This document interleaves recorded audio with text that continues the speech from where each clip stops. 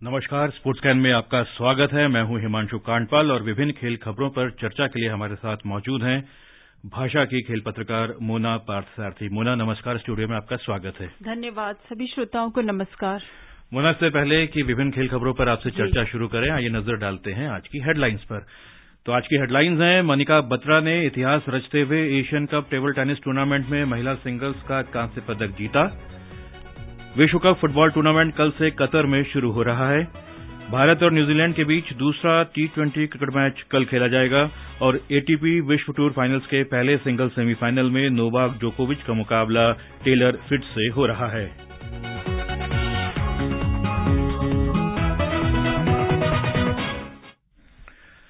और अब खबरें विस्तार से। सबसे पहले बात टेबल टेनिस की, और टेबल टेनिस की बात करेंगे तो भारत की स्टार महिला टेबल टेनिस खिलाड़ी हैं मनिका बत्रा।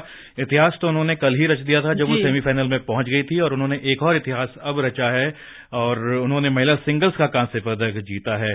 और सबसे बड़ी बात यह है कि गैर वरीयता प्राप्त खिलाड़ी हैं और उन्होंने कांस्य पदक मैच में 3 बार की चैंपियन जापान की हिना हायाता को 4-2 यानी कि 11-6, 6-11, 11-7, 12-10, 4-11, 11-2 से हराया।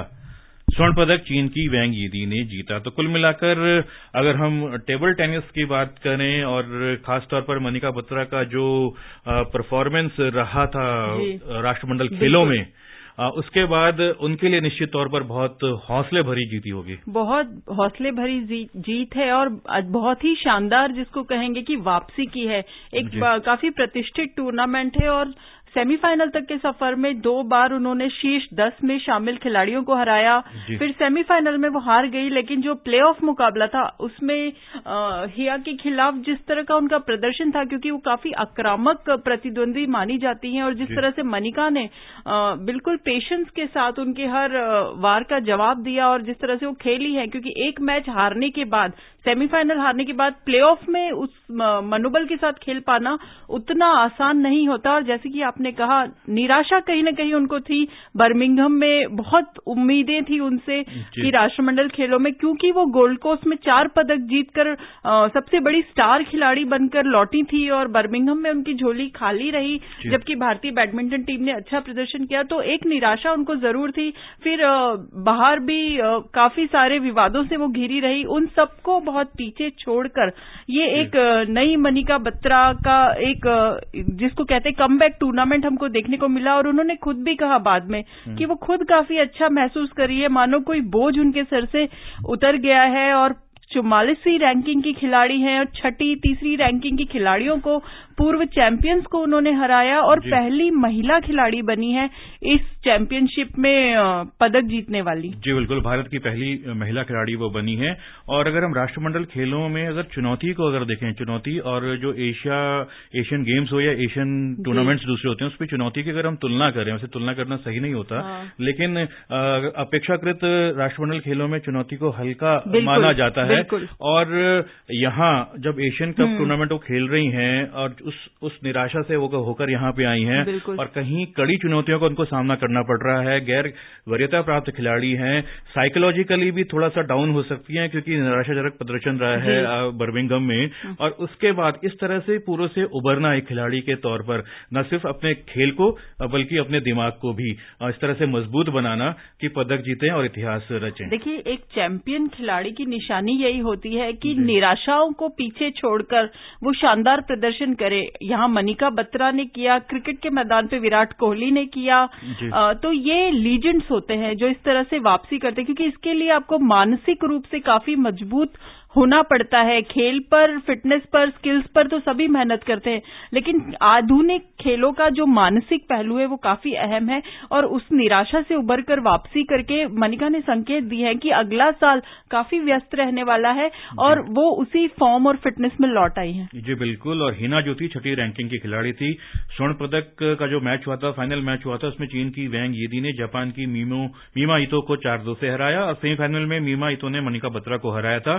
और इससे पहले एशियन कप में भारत के लिए चेतन बबूर ने वर्ष 1997 में रजत पदक जीता था और 2000 में उन्होंने कांस्य पदक हासिल किया था। 22 साल बाद भारत की झोली में पदक आया है। जी। और अब बात तो फुटबॉल विश्व कप की। विश्व कप फुटबॉल टूर्नामेंट कल से कतर में शुरू हो रहा है। 28 दिन चलने वाले इस टूर्नामेंट में 64 मैच खेले जाएंगे और ये मैच कतर के 8 अलग अलग स्टेडियम्स में होंगे। और वर्ल्ड कप में कैसा फॉर्मेट रहने वाला है, किस तरह की तैयारियां रहने वाली है, और ये वर्ल्ड कप के बारे में एक रिपोर्ट लेकर हमारे सहयोगी स्वाति की रिपोर्ट सुनते हैं। FIFA World Cup is set to begin in Qatar on Sunday and will conclude on 18th of December. The opening game will see Qatar taking on Ecuador at the Al Bayt Stadium. Here are some interesting tidbits about the Soccer World Cup. Brazil have won 5 times and they are the only team to have played in every tournament. The other World Cup winners are Germany and Italy with 4 titles each, Argentina, France, and inaugural winner Uruguay with 2 titles each, and England and Spain with 1 title each. Throughout history, several countries have dominated. While many countries aspire to make the main draw after others qualifying rounds, some have made it a habit to win it. This year, 32 teams will take part in the mega tournament, in which 64 matches will be played over 28 days. Prominent teams this year are host Qatar, France, and 5 times winner Brazil. Much ahead of the grand soccer event, experts, fans, and enthusiasts have been discussing who will get their hands on the famous gold trophy this time. Only time will tell the truth. With Pratish Ghosh's report, Swati Rakheja for Sports Scan.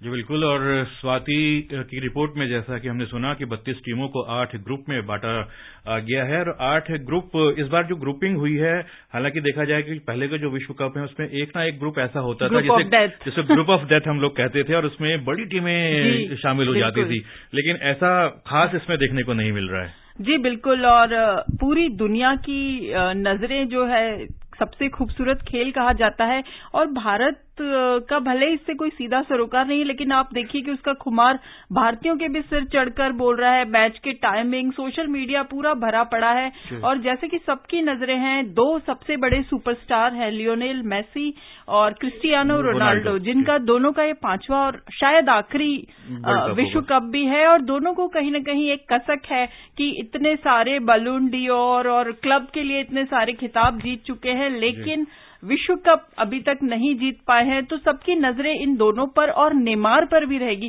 क्योंकि पिछली बार बड़ी दुर्भाग्यपूर्ण ढंग से वो बाहर हुए थे विश्व कप से। तो इस बार उन पर भी नजरें होंगी, ब्राजील की टीम पर नजरें होंगी। और देखना यह है कि चूंकि पहला मैच मेजबान टीम का इक्वाडोर के खिलाफ है, कतर में फुटबॉल विश्व कप के आयोजन से काफी सारे विवाद जुड़े रहे हैं, चाहे वो बियर बैन का लेटेस्ट जो विवाद है वो हो या एलजीबीक्यूटी कम्युनिटीज को लेकर जो विवाद है जी। तो अब मानवाधिकार मामलों का जो विवाद है, तो उम्मीद करते हैं कि जब कल से पैरों की जंग ये शुरू होगी तो जो फोकस है वो खेल पर और खिलाड़ियों पर रहेगा और विवाद दरकिनार हो जाएंगे और एक अच्छी फुटबॉल हमें देखने को मिलेगी 28 दिन तक। और अगर हम बात करें टीमों की, तो खास तौर पर जो टीमें हैं और ग्रुप की अगर हम बात करें तो ग्रुप ई में स्पेन, जर्मनी, जापान और कोस्टा रिका की टीम है। एकमात्र ये ग्रुप ऐसा लग रहा है जो थोड़ा सा जिसमें टाइप फाइट हो सकती है। स्पेन भी है, जर्मनी भी है और कोस्टा रिका भी एक मजबूत अफ्रीकी टीम मानी जाती है इसमें। देखिए, मुझे 2002 याद आता है जब सेनेगल को किसी ने गिना भी नहीं था कि सेनेगल की टीम कुछ कर सकती है, उलटफेर कमाल, और वो टीम अंतिम 4 तक पहुंची थी। तो ये फुटबॉल है और इसमें कोई भी कयास लगाना बहुत मुश्किल है। बड़े बड़े शहसवार भी यहाँ ढेर हो जाते हैं। तो देख, ये जो मैच के दिन की परिस्थितियां हैं और प्रदर्शन है, क्योंकि काफी रिगरस क्वालिफाइंग राउंड के बाद अपने अपने इलाकों से ये टीमें क्वालिफाई करके आई हैं यहाँ। जी बिल्कुल। और एक टीम है जिसको मिस करेंगे फुटबॉल प्रेमी, और वो है इटली की टीम। बिल्कुल मिस करेंगे, क्योंकि इटली का जब जिक्र आता है तो याद है कि वो जिनेदिन जिदान का आखिरी टूर्नामेंट हो गया था जब विश्व कप में इटली ने पेनल्टी शूटआउट में फ्रांस को हराया था और एक महानायक की विदाई हुई थी उस मैच के जरिए। विवादास्पद हेडबट, बिल्कुल विवादास्पद हेडबट, वो आज भी जो कुछ फ्रेम्स हैं फुटबॉल के जो फुटबॉल प्रेमियों के जहन में चस्पा हो गए हैं, उसमें से एक था वो इटली की जीत के साथ जुड़ा हुआ। तो यहाँ पर जरूर पूर्व चैंपियन रह चुकी है, उसकी कमी खलेगी। जी बिल्कुल। और वैसे भी मोना, अगर फीफा वर्ल्ड कप की बात करें तो अपने देश का प्रतिनिधित्व करना हर फुटबॉलर का एक सपना होता है। और फुटबॉल में जिस तरह का कंपटीशन होता है, ऐसे में तो पहले बड़ी से बड़ी टीमों को क्वालिफाई करना भी आसान नहीं होता है, उनमें उनका पसीना छूट जाता है, जैसे इटली की टीम क्वालिफाई नहीं कर पाई है ना। और फिर अगर टीम क्वालिफाई भी कर गई तो किसी फुटबॉल खिलाड़ी की उसकी जो 26 मेंबर स्क्वाड होता है, स्क्वाड में इसका बनने के लिए भी बाकी खिलाड़ियों से बेहतर होने की जरूरत होती है। और अगर मान लो टीम में शामिल हो गए तो पता चला आप चोट लग गई, घायल हो गए, चोटिल हो गए, तो खिलाड़ी का है जो है उसके उनके वर्ल्ड कप का जो खेलने का जो सपना होता है वो एक टूट सा जाता है। तो इससे बड़ा दुख उनके लिए कुछ हो नहीं सकता। तो आइए एक रिपोर्ट सुनते हैं कि इस बार कौन कौन से दिग्गज खिलाड़ी चोट के कारण वर्ल्ड कप नहीं खेल पाएंगे। फ्रांस के मिडफील्डर पॉल पोग्बा को इस सीजन की शुरुआत में ही घुटने में चोट लग गई थी। पूरी तरह फिट न होने के कारण वो इस विश्व कप में फ्रांस की टीम का हिस्सा नहीं है। जर्मनी के स्ट्राइकर टिमो वर्नर को नवंबर के शुरुआत में ही एंकल इंजरी के कारण जर्मनी के स्क्वाड से बाहर होना पड़ा है। इंग्लैंड के right back player Reece James भी इस विश्व कप में नजर नहीं आएंगे। उन्हें अक्टूबर में चैंपियंस लीग मैच में घुटने में चोट लग गई थी। पुर्तगाल के स्ट्राइकर डियोगो जोटा भी विश्व कप से चूक गए हैं। लिवरपूल के इस फॉरवर्ड प्लेयर को मैनचेस्टर सिटी के खिलाफ मुकाबले के दौरान इंजरी हुई थी। ब्राजील के मिडफील्डर आर्थर मेलो अक्टूबर में घायल हुए थे। लिवरपूल के इस खिलाड़ी को चैंपियंस लीग में चोट आई थी। जर्मनी के दिग्गज खिलाड़ी मार्को रियूस पूरी तरह फिट नहीं होने के कारण विश्व कप चूक गए हैं। उन्हें एड़ी में चोट आई थी। सेनेगल के स्टार फॉरवर्ड सादियो माने भी विश्व कप में खेलते नजर नहीं आएंगे। वर्ल्ड कप स्क्वाड में शामिल होने के बावजूद पूरी तरह रिकवर नहीं होने के कारण अब उन्हें बाहर कर दिया गया है। अर्जेंटीना के निकोलस गोंजालेज बृहस्पतिवार को ट्रेनिंग सेशन के दौरान चोटिल हो गए थे। उनकी जगह एंजल कुरिया को टीम में शामिल किया गया है। Mukesh Kumar, sports can. उपराष्ट्रपति जगदीप धनखड़ फुटबॉल विश्व कप के उद्घाटन समारोह में भारत का प्रतिनिधित्व करेंगे। वे कल से 2 दिन के कतर दौरे पर रहेंगे। कतर प्रवास के दौरान उपराष्ट्रपति भारतीय समुदाय के सदस्यों से भी मिलेंगे। प्रधानमंत्री नरेंद्र मोदी ने 29 अक्टूबर को कतर के अमीर शेख तामिन बिन हमाद अल थानी को विश्व कप के सफल आयोजन की शुभकामनाएं दी थीं। और फुटबॉल की बात करें तो भारतीय फुटबॉल प्रेमी जो वहां स्टेडियम में जाकर कतर में जाकर गेम देखेंगे वो तो देखेंगे ही, उसके अलावा टेलीविजन से भी करोड़ों लोग जुड़ेंगे। और इस टाइमिंग्स इस तरह से है कि भारतीय फुटबॉल प्रेमियों के लिए ये काफी सटीक टाइमिंग बैठता है। जो सबसे आखिरी मुकाबला है वो रात 12:30 बजे है और टाइमिंग ऐसी रखी गई है कि भारतीय प्रेमी अच्छा लुत्फ उठा सकेंगे। जी बिल्कुल, 3:30, 6:30, 9:30, 12:30। जी। और बात क्रिकेट की, भारत और न्यूजीलैंड के बीच दूसरा T20 क्रिकेट मैच कल माउंट मॉन्गनोई के बे ओवल स्टेडियम में खेला जाएगा। आकाशवाणी से इस मैच का आंखों देखा हाल सुबह 11:30 बजे से प्रसारित किया जाएगा। इसे FM रेनबो और अतिरिक्त मीटरों पर सुना जा सकेगा। 3 मैचों की श्रृंखला का पहला मैच कल बारिश के कारण रद्द कर दिया गया था। तीसरा और अंतिम मैच मंगलवार को नेपियर में होगा। रोहित शर्मा, विराट कोहली और KL राहुल सहित कई वरिष्ठ खिलाड़ियों को श्रृंखला में आराम दिया गया है। हार्दिक पांड्या टीम के कप्तान हैं और T20 श्रृंखला के बाद 3 मैचों की एक दिवसीय श्रृंखला होगी। ATP विश्व टूर टेनिस फाइनल्स के पहले सिंगल्स सेमीफाइनल में सर्बिया के नोवाक जोकोविच का मुकाबला अमेरिका के टेलर फिट्ज से हो रहा है। ताजा समाचार मिलने तक जोकोविच ने पहला सेट 7-6 से जीत लिया था और दूसरे सेट में दोनों खिलाड़ी 4-4 से बराबरी पर थे। दूसरे सेमीफाइनल में देर रात रूस के आंद्रेई रुब्लेव का मुकाबला नॉर्वे के कैस्पर रड से होगा।